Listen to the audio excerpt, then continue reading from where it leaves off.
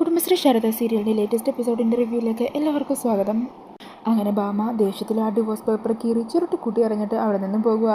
ഈ സമയം രാഘവൻ വിഷ്ണുവിനോട് പറയണേ, കണ്ടില്ലേടാ വിഷ്ണു, ശാലിനിക്ക് നിന്നോടുള്ള സ്നേഹം, എന്നിട്ടാ നീ അവളോട് ഇങ്ങനൊരു ദ്രോഹം ചെയ്തത്. ഈ സമയം വിഷ്ണു അല്ലച്ചാ ഞാൻ എന്ന് പറഞ്ഞ് കാര്യങ്ങൾ തുറന്നു പറയാൻ തുടങ്ങുമായിരിക്കും. അന്നേരം കാർത്തിക വിഷ്ണു ഏട്ടാന്ന് പറഞ്ഞ് വിളിക്കുവാണ്ടോ. ഈ സമയം വിഷ്ണു പിന്നീടൊന്നും പറയാതെ റൂമിലേക്ക് പോകുവാണ്. പിന്നാലെ തന്നെ കാർത്തികയും പോകുന്നുണ്ട് കേട്ടോ. അങ്ങനെ വിഷ്ണു റൂമിലിരുന്ന് ഒത്തിരി സന്തോഷിക്കുകയാണ്. പിന്നീട് കാണിക്കുന്നത് റൂമിൽ ടെൻഷനോട് കൂടി നിൽക്കുന്ന കാർത്തികയാണ്.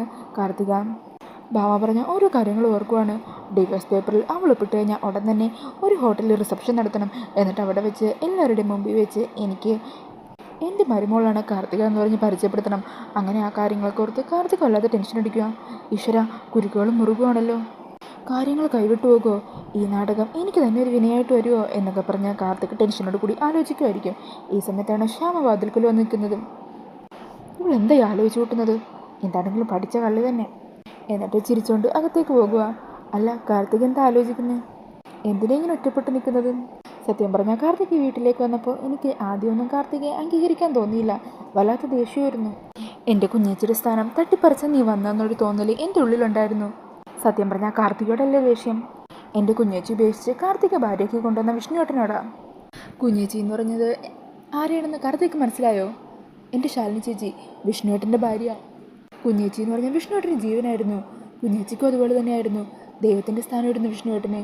അങ്ങനെയുള്ള എൻ്റെ കുഞ്ഞേച്ചിയുടെ സ്നേഹം തട്ടിത്തെറിപ്പിച്ച് എന്തുകൊണ്ടാണ് വിഷ്ണുവേട്ടൻ കാർത്തികയുടെ കഴുത്തി താലി കെട്ടിയെന്ന്? എന്തിനാ എൻ്റെ കുഞ്ഞേച്ചിയോട് അങ്ങനെ ഒരു ചതി ചെയ്തത്? അങ്ങനെയുള്ള ദേഷ്യം മാത്രമേ വിഷ്ണുവേട്ടനോട് എനിക്കുള്ളൂ. കാർത്തികയോട് എനിക്ക് ദേഷ്യമൊന്നുമില്ല. കാർത്തിക ഒരു അനാഥാശ്രമത്തിലാണ് വളർന്നതെന്നൊക്കെ അറിഞ്ഞപ്പോൾ സത്യം പറഞ്ഞാൽ എനിക്ക് വല്ലാത്ത സങ്കടവും സഹതാപവും ഒക്കെ തോന്നി. അല്ല കാർത്തിക എന്താ ഞങ്ങളോട് ആരോടൊന്നും സംസാരിക്കാതെ അടുത്ത് ഇടപഴകുകയും ചെയ്യാത്തത്? സത്യാമ്മ എന്തെങ്കിലും പറഞ്ഞ് വിലക്കിയിട്ടുണ്ടോ? സത്യാമ്മ മാത്രമാണ് കാർത്തികയുടെ പക്ഷത്തുനിന്നും ഞങ്ങളെല്ലാവരും കുഞ്ഞേച്ചിയുടെ പക്ഷത്തുമാണെന്നും. ഏയ് അങ്ങനെയൊന്നുമില്ലാന്ന് കാർത്തിക പറയുക. അന്നേരം ശ്യാമ ചോദിക്കണേ, പിന്നെന്താ, എനിക്ക് പിന്നെ ഈ വീട്ടിലുള്ളവരെയൊക്കെ മുമ്പേ പരിചയം ഉണ്ടായിരുന്നു. അതുകൊണ്ട് തന്നെ ഇവിടെ വന്നപ്പോൾ എല്ലാവരോടും പെട്ടെന്ന് ഇടപഴകാൻ പറ്റി. അത് പിന്നെ കാർത്തികയുടെ കുറ്റമായിട്ട് ഞാൻ പറയുന്നില്ല.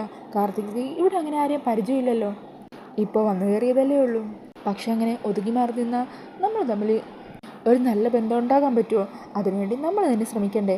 ഈ സമയത്ത് ഭാമ അവിടെ വാതിലിൻ്റെ അവിടെ വന്നിരിക്കുന്നുണ്ട്. അങ്ങനെ ഇവരുടെ സംസാരമൊക്കെ കേൾക്കുവാണ്ടോ. അന്നേരം ക്ഷമ പറയണേ, എനിക്ക് കാർത്തികയോട് സംസാരിക്കാനും കൂടുതൽ ഇടപഴകാനും ഒക്കെ താല്പര്യമുണ്ട്. നമുക്കൊന്ന് അമ്പലത്തിൽ പോയാലോ? എന്താ കാർത്തിക് എൻ്റെ കൂടെ വരില്ലേ? അന്നേരം കാർത്തിക് പറഞ്ഞേ, അത് പിന്നെ സത്യാമ്മയോട് ചോദിക്കാതെ. ഈ സമയം അത് കേൾക്കുന്ന ഭാമ പറഞ്ഞേ, അതിനെന്താ പൊക്കോ നീ. ഇത് കേൾക്കുന്നതും ശ്യാമ ഒന്ന് പേടിക്കുക. ഈശ്വര, സത്യാമ്മയെ പറ്റി ഞാൻ പറഞ്ഞതൊക്കെ കേട്ട് കാണുമോ? അന്നേരം ഭാമ അകത്തേക്ക് കയറി വരുക. എന്നിട്ട് കാർത്തികോട് പറയണേ, മോള് ശ്യാമയുടെ കൂടെ അമ്പലത്തിൽ പൊക്കോ. നിങ്ങൾ തമ്മിലൊരു സൗഹൃദമൊക്കെ ഉണ്ടാവുന്നത് നല്ലതല്ലേ? അതിനുവേണ്ടിയല്ലേ ശ്യാമ വിളിക്കുന്നത്. അവൻ മടിയൊന്നും കാണിക്കേണ്ട, വേഗം ചെന്ന് റെഡിയാവും. ശരി സത്യാമ്മേ എന്ന് പറഞ്ഞ് കാർത്തിക അകത്തേക്ക് പോകുവാണ്. ഈ സമയം ഭാമ പറയണേ, കാർത്തിക നിങ്ങളോടാരും അടുക്കരുതെന്നൊന്നും ഞാൻ ആഗ്രഹിച്ചിട്ടില്ല കേട്ടോ. നിങ്ങൾ രണ്ടും സ്നേഹത്തോടെ സന്തോഷത്തോടെ ഇരിക്കുന്നത് കാണാനാണ് എനിക്കും ഇഷ്ടം. അങ്ങനെ പറഞ്ഞ് ഭാമ അവിടെ നിന്നും പോകുവാണ്. പിന്നീട് കാണിക്കുന്നത് ഓട്ടോയിൽ പോയിക്കൊണ്ടിരിക്കുന്ന ശ്യാമേനെയും കാർത്തികേനെയാണ് കേട്ടോ. ഈ സമയം ശ്യാമ പറയണേ, ചേട്ടാ ഇവിടെ നിർത്തിയാൽ മതി. ഇവിടെ മതിയോ? ആ മതി ചേട്ടാ. അങ്ങനെ പറഞ്ഞ് ആ ഓട്ടോക്കാരനെ പറഞ്ഞു വിടുക ശ്യാമ. അന്നേരം കാർത്തിക ചോദിക്കണേ, അല്ല ഇവിടെ എവിടെയാ അമ്പലം? അന്നേരം ശ്യാമ പറഞ്ഞേ, ഇവിടുന്ന് കുറച്ച് നടക്കാനുണ്ട്. അല്ല കാർത്തിക് നടക്കാൻ മടിയുണ്ടോ? അങ്ങനെയൊന്നുമില്ല.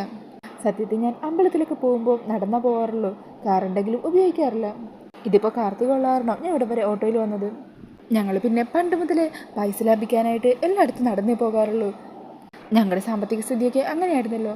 അല്ല കാർത്തികയുടെ വീട്ടിൽ കാറും മറ്റുമൊക്കെ ഉണ്ടായിരുന്നോ? അന്നേരം കാർത്തിക് പറഞ്ഞേ, അത് പിന്നെ ഞങ്ങൾ ഒരുപാട് പെട്ടെന്ന് തന്നെ നിർത്തിക്കളയുക.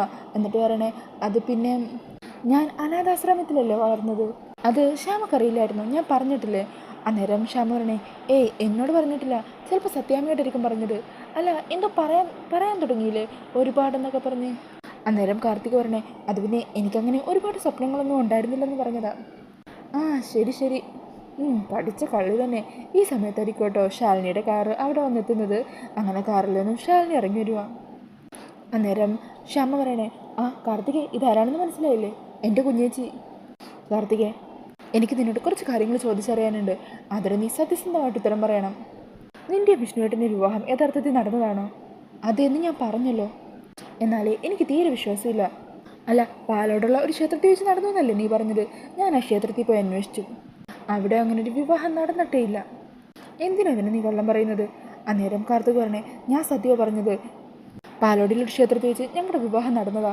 ഈ സമയം ശാലിനി പറയണേ, ആണോ? അങ്ങനെയാണെങ്കിൽ ഏത് ക്ഷേത്രത്തിലാന്ന് പറ. അത് പിന്നെ ക്ഷേത്രത്തിൻ്റെ പേരൊന്നും ഞാൻ ഓർക്കുന്നില്ല. ശരി, എന്നാൽ വിഷ്ണുവേട്ടൻ എന്ന് പറഞ്ഞത് എനിക്ക് നല്ല ഓർമ്മയുണ്ട്. പാലോട് മഹാദേവ ക്ഷേത്രം. അവിടെ ഞാൻ പോയി അന്വേഷിച്ചു. അവിടുത്തെ CCTV ദൃശ്യങ്ങളും പരിശോധിച്ചു. അവിടെ നിങ്ങൾ രണ്ടാളും ചെന്നിട്ടേ ഇല്ല. നിങ്ങളുടെ വിവാഹം കഴിഞ്ഞിട്ടില്ല. അതിൻ്റെ തെളിവുകൾ എൻ്റെ കയ്യിലുണ്ട്. ഇനിയെങ്കിലും നീ സത്യം പറ. നീ ആരെയാ ഭയക്കുന്നത്? എന്തോ ഒരു വലിയ രസം നീ ഒളിപ്പിക്കുന്നുണ്ട്. അതെന്താണെന്ന് എന്നോട് തുറന്നു പറ. നീ ഞാനിപ്പോൾ കളക്ടറായിട്ടല്ല നിൻ്റെ മുമ്പിൽ നിൽക്കുന്നത്, വിഷ്ണുവേട്ടൻ്റെ ഭാര്യയായിട്ടാണ്. നിൻ്റെ മനസ്സിൽ എന്താണ് ഒളിപ്പിച്ച് വെച്ചിരിക്കുന്നത് അത് എന്നോട് തുറന്നു പറ. അന്നേരം കാർത്തിക് വീണ്ടും പറഞ്ഞേ, ഞാൻ സത്യമോ പറഞ്ഞത്. ഞങ്ങളുടെ വിവാഹം കഴിഞ്ഞതാ. അന്നേരം ശാലിനി പറഞ്ഞേ, ശരി, അങ്ങനെയാണെങ്കിൽ നീ പറ, എങ്ങനെയാണ് നീ വിഷ്ണുവേട്ടനെ പരിചയപ്പെട്ടത്? വിഷ്ണുവേട്ടനുണ്ടായിരുന്ന ഫ്രണ്ട്സിനെയൊക്കെ എല്ലാം എനിക്കറിയാം. അങ്ങനെ വിഷ്ണുവേട്ടൻ്റെ പരിചയക്കാരുടെ ലിസ്റ്റിൽ പോലും നിൻ്റെ പേരില്ലായിരുന്നു. ഈ സമയം കാർത്തിക പറയണേ, അത് പിന്നെ ശാലിനി പോയതിനു ശേഷവും ഞങ്ങൾ പരിചയപ്പെട്ടതും അടുത്തതും ഒക്കെ. അന്നേരം ശാലിനി വീണ്ടും പറയുക, കാർത്തികെ, നീ വെറുതെ കള്ളം പറയാൻ ശ്രമിക്കണ്ട. നിന്നെക്കുറിച്ച് കുറച്ച് കാര്യങ്ങളൊക്കെ ഞാൻ മനസ്സിലാക്കിയിട്ടുണ്ട്. മര്യാദയ്ക്ക് സത്യം പറയാം. നിൻ്റെ അച്ഛനും അമ്മയും ആരാ? അന്നേരം കാർത്തിക പറയണേ, എനിക്ക് അച്ഛനും അമ്മയൊന്നുമില്ല. ഞാനൊരു അനാഥാശ്രമത്തിൽ വളർന്നത്. അങ്ങനെയാണെങ്കിൽ ഏത് അനാഥാശ്രമം? എവിടെയാ സ്ഥലം? അന്നേരം കാർത്തികക്ക് ടെൻഷനാകുക. ഇതൊക്കെ എന്തിനാണ് ഞാൻ നിങ്ങളോട് പറയുന്നത്? നിങ്ങൾ എന്നിങ്ങനെ ക്വസ്റ്റ്യൻ ചെയ്യാൻ ഞാൻ എന്താ വല്ല തെറ്റുകുറ്റം ചെയ്തോ? ആരെങ്കിലും കൊന്നിട്ടാണോ വന്ന് നിൽക്കുന്നത്? ഈ സമയം ശാലിനി പറയണേ, നീ കൂടുതൽ ഒച്ച വയ്ക്കൊന്നും വേണ്ട. ഇത്രയും നേരം നിന്നോട് ഞാൻ മാന്യമായിട്ടാണ് സംസാരിച്ചത്. പക്ഷേ ഇനി ഞാൻ സംസാരിക്കാൻ പോകുന്നത് ഒരു കളക്ടറിൻ്റെ അധികാരം വെച്ചിട്ടാണ്. നിന്നെപ്പോലെ കൊടും ക്രിമിനലുകളെയൊക്കെ എങ്ങനെ നേരിടണമെന്ന് എനിക്കറിയാം. ഈ സമയം കാർത്തിക വല്ലാതെ ടെൻഷനാകുക. ഈശ്വര, മധുശ്രീയുടെ കാര്യമെങ്ങാനും പറഞ്ഞാൽ അവൾ എന്നെ ശരിയാക്കും. സത്യങ്ങൾ തുറന്നു പറയാതിരുന്ന ഈ ശാലിനി എന്നെ വിടുമെന്നും തോന്നുന്നില്ല. ഇനിയിപ്പോൾ എന്ത് ചെയ്യും? ആകെ പെട്ടല്ലോ എന്നൊക്കെ പറഞ്ഞ് ടെൻഷനോട് കൂടി നിൽക്കുന്നുണ്ടോ കാർത്തിക. ഈ സമയം ശാലിനി പറഞ്ഞേ, നീ ആരെയും പേടിക്കണ്ട. നിൻ്റെ മനസ്സിൽ എന്താണുള്ളത് എന്നോട് തുറന്നു പറഞ്ഞോ. എനിക്ക് നിന്നെ സഹായിക്കാൻ പറ്റിയെന്നിരിക്കും. അന്നേരം കാർത്തിക പറഞ്ഞേ, ഞാൻ പറഞ്ഞതെല്ലാം സത്യമോ? അല്ലാതെ എനിക്കൊന്നും പറയാനില്ല. അന്നേരം ശാലിനി പറഞ്ഞേ, ശരി, ഇങ്ങനെ ചോദിച്ചാൽ നീ പറയില്ലെന്ന് എനിക്ക് ഉറപ്പായി. ഇതുപോലെ സത്യം പറയാത്ത കുറ്റവാളികളെയൊക്കെ ഇടിച്ചും ചോറ് ഛർദ്ദിച്ചുമൊക്കെ ഉത്തരം പറയിപ്പിക്കും. ആ സമയം നീ എൻ്റെ കാല് പിടിച്ച് എല്ലാ കാര്യങ്ങളും തുറന്നു പറയാൻ വരും. അന്നേരം നീ ചിന്തിക്കും, ഈ സമയത്ത് തന്നെ പറഞ്ഞാൽ മതിയായിരുന്നു എന്ന്. ഞാൻ വിളിക്കട്ടെ? അങ്ങനെ പറഞ്ഞ് ശാലിനി ഫോൺ എടുത്ത് ആരെയും വിളിക്കാൻ തുടങ്ങുമായിരിക്കും. ഈ സമയം ശാലിനിയുടെ കയ്യിലിരിക്കുന്ന ആ ഫോൺ തട്ടിപ്പറിക്കുന്നുണ്ടോ ഭാമ. എന്നിട്ട് ഭാമ പറയണേ, ഇങ്ങനെയൊക്കെ തന്നെ സംഭവിക്കുള്ളൂ എനിക്കറിയായിരുന്നു. ശ്യാമേ, നീ പതിവില്ലാതെ ഇവളോട് സ്നേഹം കാണിച്ച് വിളിച്ചുകൊണ്ട് പോയപ്പോൾ എനിക്ക് സംശയം ഉണ്ടായിരുന്നു. അതാ ഞാൻ പിന്നാലെ വന്നത്. എടി ശാലിനി, നിൻ്റെ എല്ലാ അടവുകളും പാളിയെന്ന് മനസ്സിലായപ്പോൾ ഇപ്പോൾ അവസാനം നീ ഇവളെ പേടിപ്പിച്ച് ഓടിപ്പിക്കാമെന്നാണല്ലേ വിചാരിച്ചു വെച്ചിരിക്കുന്നത്. എന്നാലേ അതൊന്നും നടക്കാൻ പോകുന്നില്ല. നീ ഇപ്പോൾ ഒരു കാര്യമില്ലാതെയാ എൻ്റെ മരുമോളെ അപമാനിക്കാൻ ശ്രമിച്ചത്. നീ വലിയ കളക്ടറാണല്ലോ, അതിൻ്റെ അധികാരം ഉപയോഗിച്ച്. എന്നാൽ ഇതിനെതിരെ ഞാനിപ്പോൾ ഒരു പരാതി കൊടുത്താലേ അപ്പത്തെറിക്കും നിൻ്റെ ഈ കളക്ടർ കസേരയും അധികാരങ്ങളും എല്ലാം. പിന്നെ നിനക്ക് ഈച്ചയാട്ടി നിൻ്റെ വീട്ടിൽ തന്നെ ഇരിക്കേണ്ടി വരും. അന്നേരം ശാലിനി പറഞ്ഞേ, സത്യാമ്മി, ഇവൾ പറയുന്നതെല്ലാം കള്ളോ. ഇവളുടെയും വിഷ്ണുവേട്ടൻ്റെ വിവാഹം കഴിഞ്ഞിട്ടില്ല. അന്നേരം ഭാമ പറയണേ, ഇവർക്ക് അങ്ങനെ ഒരു കള്ളം പറയേണ്ടതിൻ്റെ ആവശ്യം എന്താടി? ഇവർക്ക് രണ്ടാൾക്കും അതിൻ്റെ ആവശ്യമില്ല. പക്ഷേ നിനക്കതിൻ്റെ ആവശ്യമുണ്ട്. അങ്ങനെ പറഞ്ഞ് എല്ലാവരും വിശ്വസിപ്പിച്ച് കഴിഞ്ഞാൽ പിന്നെ നിനക്ക് വീണ്ടും എൻ്റെ മോൻ്റെ ജീവിതത്തിലേക്ക് കടന്നുകൂടാലോ. എൻ്റെ മോൻ്റെ ജീവിതം നശിപ്പിക്കാനായിട്ട് വീണ്ടും വലിഞ്ഞു കയറി വരാമല്ലോ. അതല്ലേടി നിൻ്റെ ഉദ്ദേശം? ദേ, ഇനി ഒരിക്കൽ കൂടി നിൻ്റെ ഭാഗത്തുനിന്ന് ഇങ്ങനെ എന്തെങ്കിലും ഉണ്ടായാൽ പിന്നെ ഞാൻ മറ്റൊന്നും ആലോചിക്കില്ല. നിനക്കെതിരെ പരാതി കൊടുത്തിരിക്കും. വാമോളെ. അങ്ങനെ കാറിൻ്റെ അവിടെ എത്തുമ്പോൾ ഭാമ ശ്യാമേനെ വിളിക്കണേ, ഡി ശ്യാമേ, നീ വരുന്നുണ്ടെങ്കിൽ വാ. അന്നേരം ശാലിനി ഒന്ന് നോക്കിയതിന് ശേഷം ശ്യാമ കാറിൻ്റെ അരികിലേക്ക് പോകുക. ഈ സമയം ഭാമ ശാലിനിയുടെ അരികിലേക്ക് വീണ്ടും തിരിച്ചു വരുക. നിൻ്റെ അനിയത്തിയുണ്ടല്ലോ ശ്യാമ, അവൾ എൻ്റെ അനുവാദം ചോദിക്കാതെയാണ് കാർത്തികയും കുട്ടി ഇവിടെ വന്നത്. തൽക്കാലത്തേക്ക് ഞാൻ അത് ക്ഷമിച്ചിരിക്കുക. എന്നാൽ ഇനി അതുപോലെ എന്തെങ്കിലും ആവർത്തിച്ചാൽ അവളെ ഞാൻ ഒരു പൂച്ചയെ കളയുന്ന പോലെ നിൻ്റെ വീട്ടിൽ കൊണ്ടുവന്ന് ഇറക്കി വിടും. പിന്നീട് ഒരിക്കലും സത്യഭാമയുടെ വീടിൻ്റെ വാതിൽ അവൾക്ക് വേണ്ടി തുറക്കില്ല. അതെല്ലാവരും ഓർത്തോ എന്ന് പറഞ്ഞ് ശ്യാമയൊന്ന് നോക്കുക. എന്നിട്ട് ശാലിനിയുടെ കയ്യിൽ നിന്ന് മേടിച്ച ശാലിനിയുടെ ഫോൺ തിരികെ ശാലിനിയുടെ കയ്യിൽ തന്നെ കൊടുക്കുവാണ്. അങ്ങനെ വീണ്ടും കാറിൻ്റെ അരികിലേക്ക് പോകുവാണ് കേട്ടോ ഭാമ. അന്നേരം കാറിലേക്ക് കയറാൻ തുടങ്ങുന്ന ശ്യാമയെ കണ്ണുരുട്ടി പേടിപ്പിക്കുന്ന ഭാമയെ കാണിച്ചുകൊണ്ടാണ് എപ്പിസോഡ് തീരുന്നത്. അപ്പോൾ ഈ ഒരു റിവ്യൂ ഇഷ്ടമായാൽ മറക്കാതെ വീഡിയോ ഒന്ന് ലൈക്ക് ചെയ്യണേ.